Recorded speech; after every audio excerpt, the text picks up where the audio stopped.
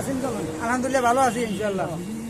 এখন আমরা যে দাওয়াত দিতে আছি, তো আপনার কাছে কেমন লাগে? ভালো লাগে। তো এখানে বর্তমানে দুইটা তিনটা দল আছে বাংলাদেশে, বড় বড়, ধরেন জামাত ইসলাম, বিএমপি, অনেকটি দলই আছে। যাই হোক, আপনারা বর্তমানে যে প্রেক্ষাপটে কোন দলটাকে আপনারা সমর্থন করেন? জামাত ইসলামকে সমর্থন করি।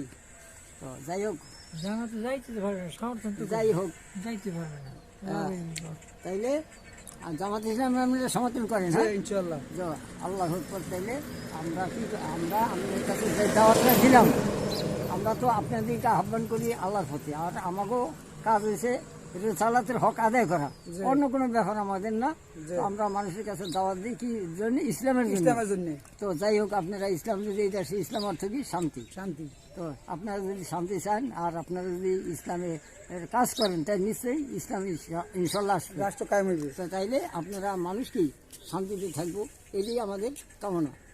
আমাদের অন্য কিছু কামনা না। ইসলাম আসলে এই দেশের মানুষ কি পাইব? শান্তি পাইব। শান্তি পাইব। আলহামদুলিল্লাহ।